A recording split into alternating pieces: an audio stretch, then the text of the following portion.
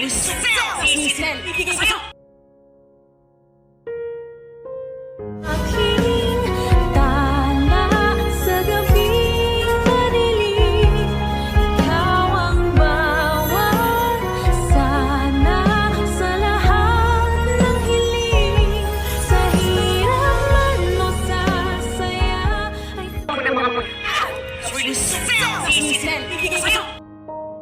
Ay, grabe talaga nangyayari ngayon sa abot kamay na pangarap. And yes guys, pinakahihintay ng lahat na si Moira is mahuli na. Yes guys, mabubulok na nga ito sa kulungan. At marami nga magiging masaya dito. Kahit nga kayo mga netizens, di ba? At ito nga ipinakita na ito nga si Moira is dadakpin na ng mga pulis. Mga pulis dito nga sa Japan. Yes guys, ito nga si Moira is nahuli na ni RJ at may dala-dala nga silang mga pulis. At sabi nga ni RJ na don't make it hard.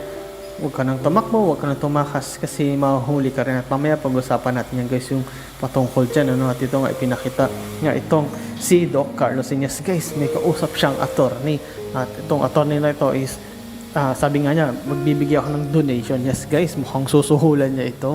Para nga, sabi mismo ni Carlos na hindi siya madamay sa kaso. Eh yes guys, marami talagang kalokohan tong si Carlos, no? Paano pa kaya kung malaman ni Lynette yung totoo sa mga pinagkagagawa nito ni Carlos? Malamang sa malamang isisiwalayan siya agad, and hindi lang yan kundi isusumpa pa ito. At makita natin gagawin talaga ni Carlos ang lahat para maging malinis ang pangalan niya, no? Kasi alam niya delikado siya kapag sumiwalat o malaman ng lahat yung patungkol sa mga ginagawa niya o yung baho niya. At mahirap pagtakpan yun, kaya nga ginagamit niya ang kanyang pera, ang kanyang kapangyarihan para mapagtakpan niyon. Pero alam ko darating din yung time na mahuli din to at malalaman din ni Lynette. Pero yun nga lang, kailan kaya yung darating. At dito nga guys, pinakita din na habang nag-usap nga itong si Carlos is biglang dumating itong secretary ng attorney niya, kasi nga meron daw pumupunta o meron daw gustong pumasok talaga para kausapan si attorney. Sabi ni attorney, bakit? Sino yon?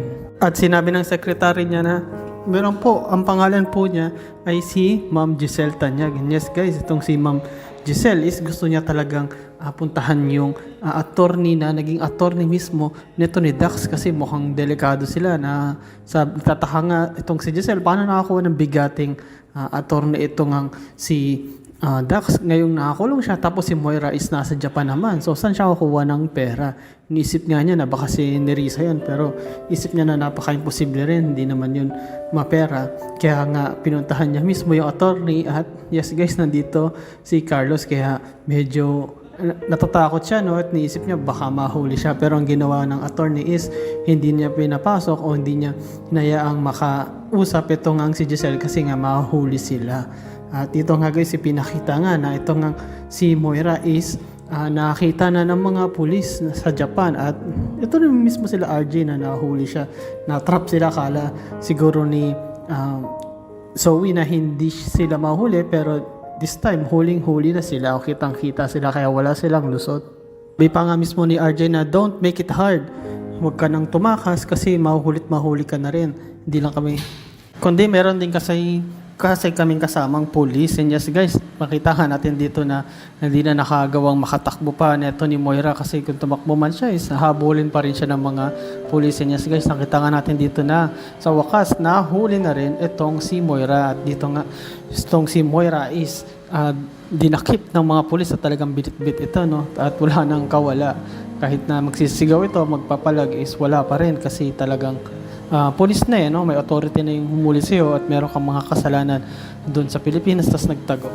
Kaya kailangan talaga niyang ipauwi sa Pilipinas. Actually, madedeport to at mababan din siya dito sa bansang Japan dahil sa ginawa niya. At dito nga guys, no, makikita natin na kahit si Zoe is malungkot, wala pa rin siyang magawa. Buti nga hindi siya dinampot Pero nakita natin na ito namang si Robert, sila Annalyn is masaya sila kasi nga sa wakas mahuli na itong si Moira na gumawa ng malaking kalokohan at mga masamang bagay sa pamilya nila. Kaya ito na siguro this time na makabawi sila. Sisiguraduhin mismo nila, lalo na itong ni RJ at ni Giselle din, mabulok sa kulungan. Ito ngang si Moira at yung mga kasama din ito na pinaghahanap pa rin nila kung sino pa man. Maliban dito kay Dax, tinatanong nga nila kung sino pa ba pwedeng kakuntsaba o kasama nito ni Moira.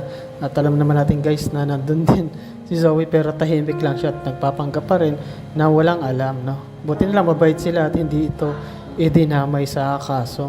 Pero yun nga guys, malapit na rin, no? Malalaman din nila yan na kapag umamit tong si Moira na ang anak niyang si Zoe is kasabwat din niya. At makita nga din natin dito ngayon na itong nga si Annalyn at ito nga rin si Doc Lindo, no, is talagang nakahinga na sila ng maluwag kasi nga nahuli na nga itong si Moira. At marami na nagsasabi o nagbabash na netizens dito kay Doc Lindo na baka nga katulad daw siya neto ni Zoe at hindi magsasabi ng katotohanan kundi patuloy na magsisinungaling at hindi rin isusumbong yung patungkol kay Moira. At kahit dito kay Annalyn may nagbabash din at nagsasabi nga na genius pa naman ito, pero bakit hindi niya ginagamit yung utak niya para mahuli si Moira. And yes guys, ngayon makita natin na mismo silang dalawa ay kasama sa nagplano para mahuli itong si Moira, na kung saan nga dito makita natin na talagang it takes time lang, no? Minsan wag natin madaliin yung mga eksena kasi darating at darating din yan. At yung mga masama is minsan sa una lang yun sa huli is mahuli din yan. At dito nga pinakita rin na si Giselle is kausap niya itong si Lynette. And yes guys, si Lynette nga is tinawagan itong bad trip na si Giselle kasi nga itong si Giselle is bad trip, di siya nakapasok at di niya nakausap itong si attorney, pinaalis siya. Umalis na lang siya kasi sabi ni attorney doon sa secretary na huwag mong papasukin si Giselle sapagkat busy ako at marami pa akong kliyente, di ko siya gustong makausap, kaya umalis na lang itong si Giselle. Wala rin nagawa, no? Pero dahil sa narinig niya na sinabi mismo ni Lynette na nahuli na itong si Moira, yes guys, parang sumigla uli ito si Giselle.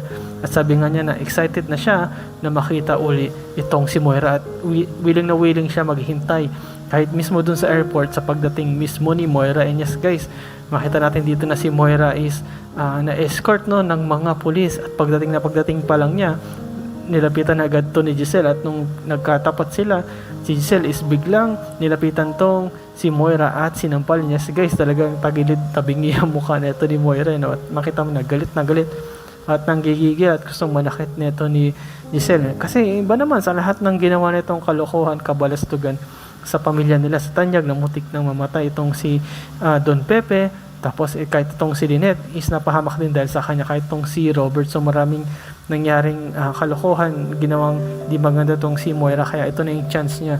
Hindi siya nakapagpigil, kaya hindi natin masisito si Giselle kung masaktan niya itong si Moira. Ngunit itong si Moira is talagang palaban. Sinasabi pa nga niya na pasalamat ka is nakahandcuff ako o may posas yung kamay ko, kung hindi sigurado mas malakas pa na sampal ang ibabalik ko sa inyo. Guys, matapang pa rin to si Moira sa kabila ng lahat-lahat, no? Hindi pa rin siya naiya, nandiyan yung media, nandiyan yung mga polis, talaga lumalaban pa rin at talagang gusto ring sunggaban tong si Giselle at meron talaga silang personal na galit sa isa't isa, no? Itong si Giselle laban kay Moira. Pero yun nga guys, tumatawa nga dito si Giselle kasi sinasabi niya na mabubulak ko na sa kulungan, Moira, at gagawin ko lahat para hindi ka makawala at doon ka na tatanda. And yes guys, ito nga si Moira is talagang lumalaban. Sabi niya, hindi mo magagawa yan, gagawa ako ng paraan para mapatunayan ko sa sarili. Ang sarili ko sa lahat na wala ako kasalanan. Agi tanong imakakalaya pa ba si Moira o dina? Salamat sa panonood sa akin channel. Ingat kayo po palagi.